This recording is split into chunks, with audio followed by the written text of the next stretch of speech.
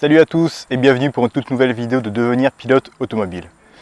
Alors il y a un petit moment, il y a un abonné qui m'a demandé de présenter un peu mon matériel, donc mon matériel perso, tout ce qui était combi, gants, casque, etc. Donc là j'ai un peu de temps, du coup j'en profite pour faire cette petite vidéo assez courte où je vais vous présenter un peu mon matériel.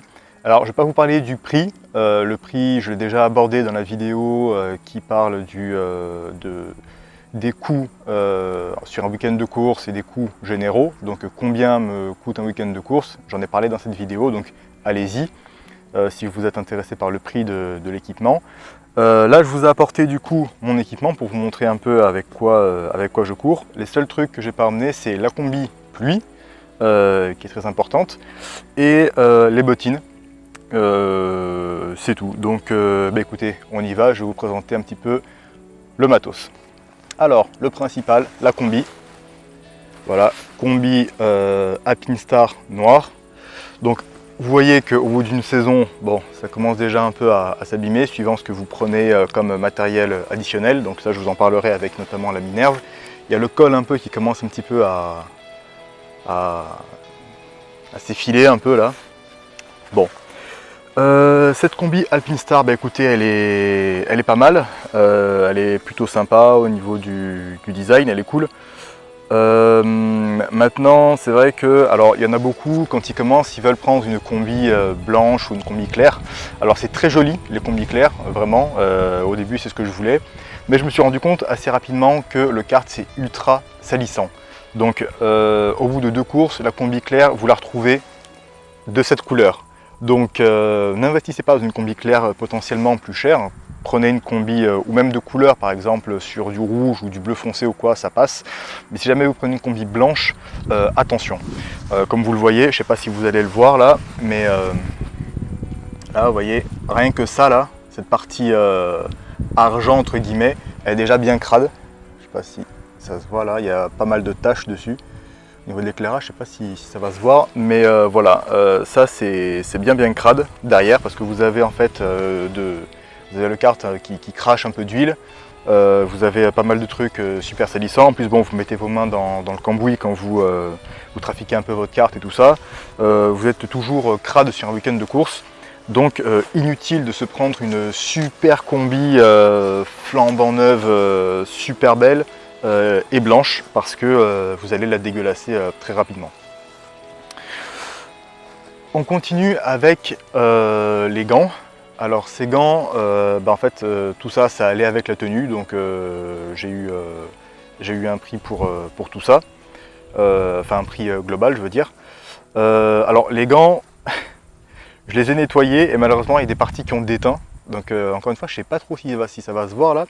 Mais vous avez toutes les parties blanches à côté des doigts qui commencent à être toutes décolorées. Bon, c'est un peu moche, je vais essayer de faire revenir un peu la couleur. Mais à part ça, sinon, ce sont des gants qui tiennent quand même bien la route. J'ai vu des gants qui se déchirent assez rapidement.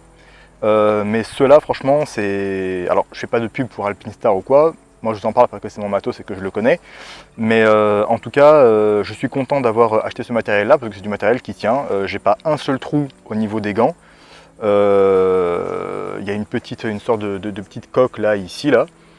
Enfin, pas trop rigide, mais suffisamment souple pour bien bouger les mains, etc. Enfin, je vais vous montrer, il n'y a rien de rigide. Hein, voilà, il n'y a pas de grosse coque, mais voilà, ça permet de protéger un peu de potentiels chocs. Donc non, ils sont pas mal. En plus, ils sont assez sympas au niveau du design, quoi. Enfin, moi j'aime bien en tout cas. Voilà, qu'est-ce qu'on a d'autre? Alors, très important, surtout ça, franchement, ne l'oubliez pas. Protège-côte. Alors, des protège-côtes, vous en avez plein.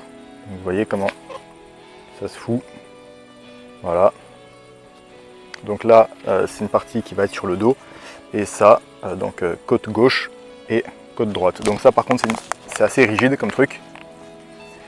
Et des protège-côtes, vous en avez plein. Vous en avez de pas mal de sortes. Vous avez des sortes de gilets un peu rembourrés qui sont plus légers et qui vont mieux s'adapter à votre morphologie parce que le problème, on va dire, un peu de ce protège-côte là, c'est qu'il n'a pas forcément épousé la forme Et quand vous allez vous asseoir dans votre baquet, bah déjà ça va rajouter du volume, donc vous risquez d'être un peu serré dans votre baquet, c'est pas toujours forcément confortable.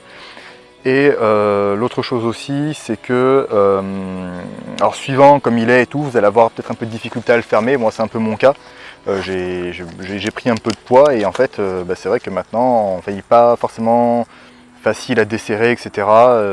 Bon, il fait le taf dans le sens où il protège bien.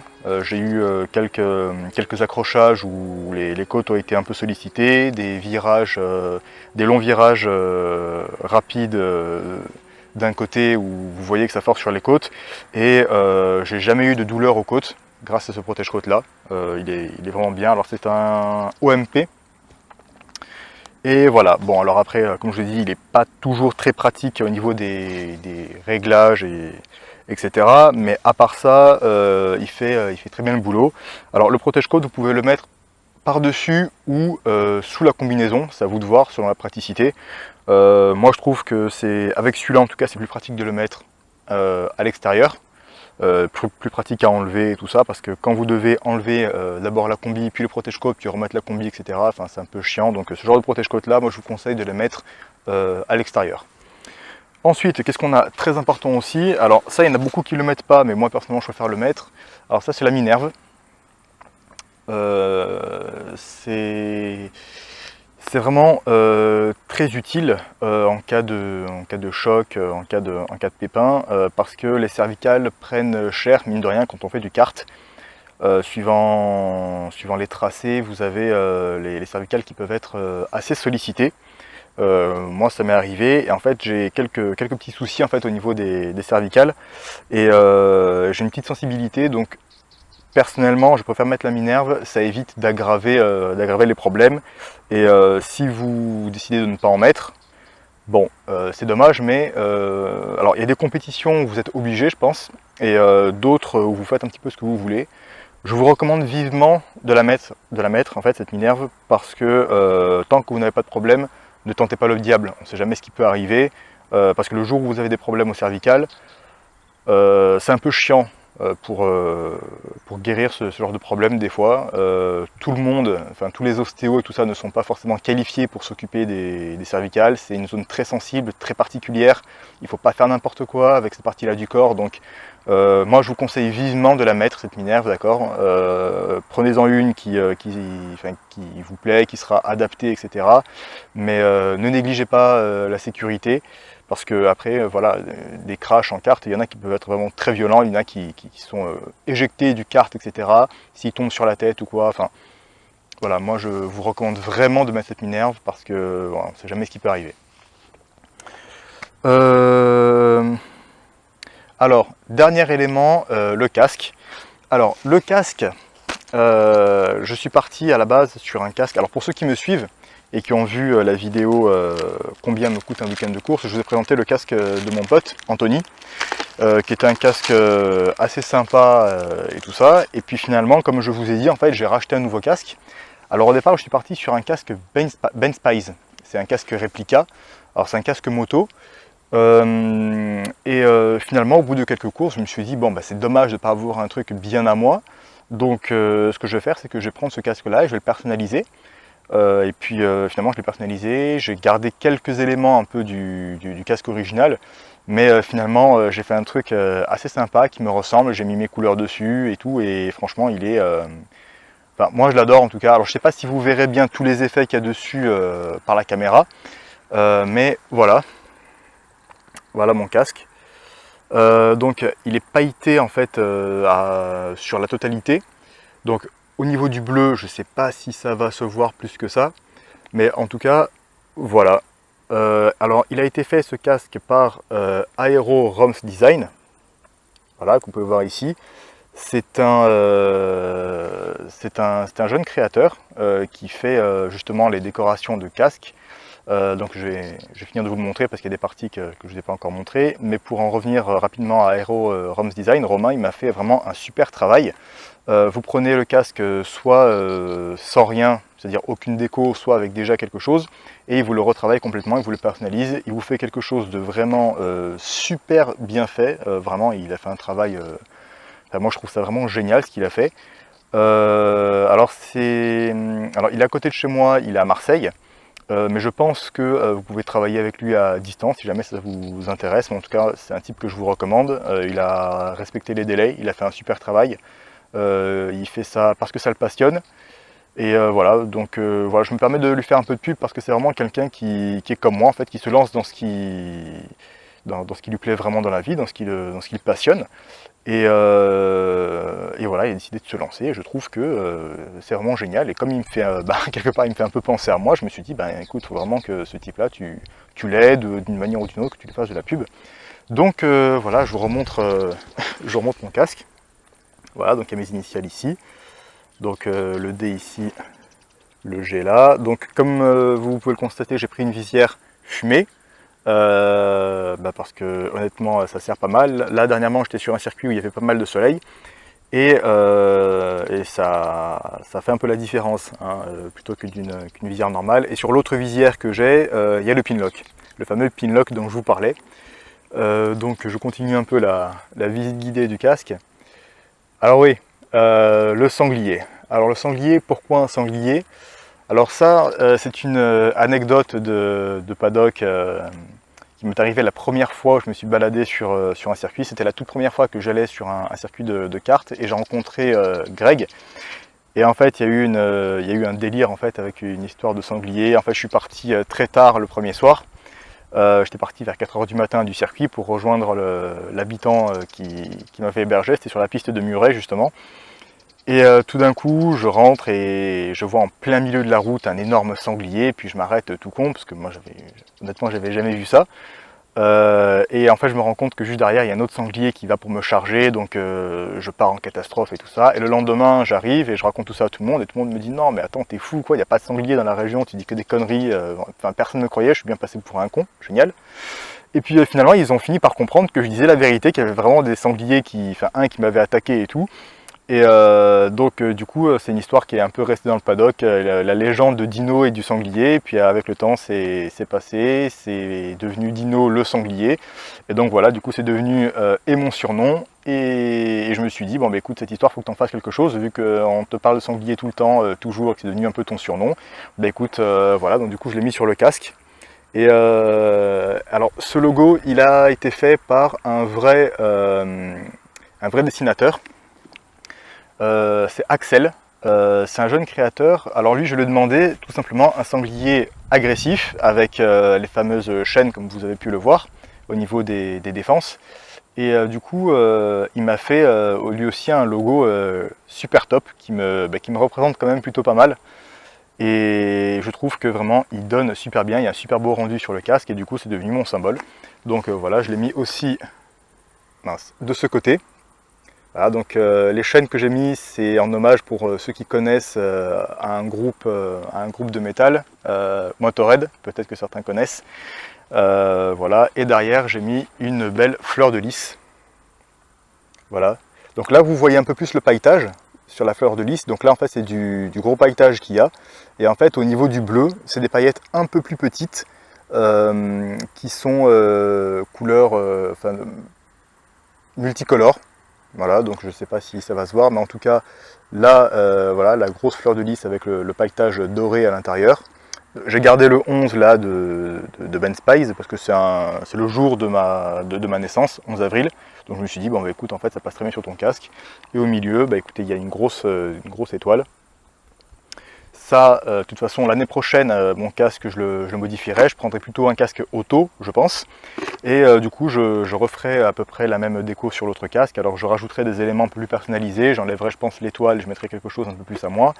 Mais voilà, en tout cas, du coup, j'en profite pour remercier encore une fois Romain de AeroRoms Design qui m'a fait un super travail. Et merci de me l'avoir rendu dans les délais.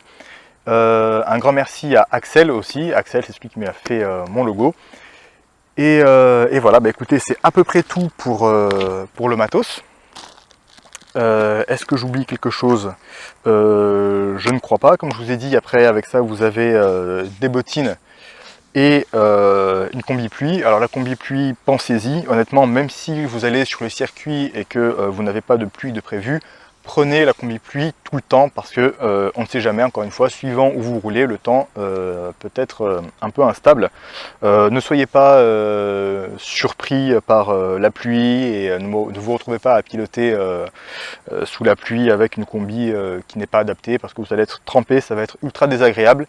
Donc pensez à prendre votre combi pluie quoi qu'il arrive. Voilà, c'est à peu près tout ce que j'avais à vous dire. Alors je termine cette vidéo d'une manière un peu particulière aujourd'hui. Alors dans le mois d'août, il y a une personne de mon entourage qui nous a quittés.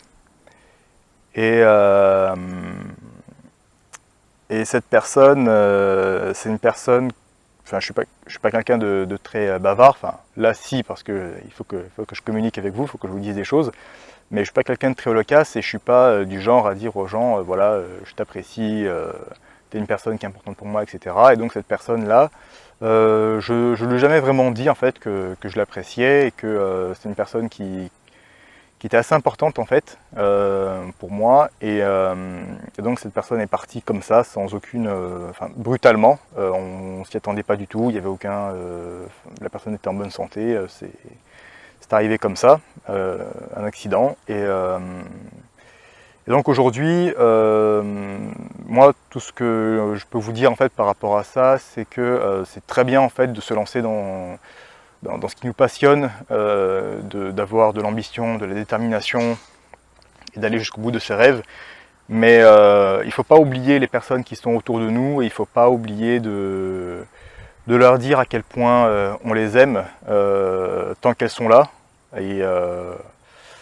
Et voilà, n'attendez pas le dernier moment ou n'attendez pas que ce soit plus possible pour vous dire « Ah merde, je ne lui ai pas dit ». Dites-le tant que vous le pouvez. Parce qu'on ne sait jamais ce qui peut arriver. Un jour, peut-être qu'il sera trop tard, peut-être que n'importe quoi. Donc, dites ce que vous avez à dire. Et puis voilà, c'est à peu près tout ce que j'avais à vous dire. Je vous souhaite force, courage et motivation. Et aujourd'hui aussi beaucoup d'amour dans votre entourage, avec vos proches. Je vous souhaite vraiment beaucoup de bonheur. Passez du bon temps, amusez-vous bien. On se retrouve très bientôt pour la vidéo sur Rivesaltes qui sortira courant septembre, enfin en tout cas fin septembre parce qu'on a déjà une date bien avancée de septembre. Cette vidéo sur Rivesaltes sortira du coup bientôt et après ça je vous parlerai de quelques courses que j'ai fait après Rivesaltes qui ont du coup terminé ma saison 2018. Et puis voilà, bah écoutez, on se retrouve très bientôt pour de toutes nouvelles vidéos. A plus, ciao.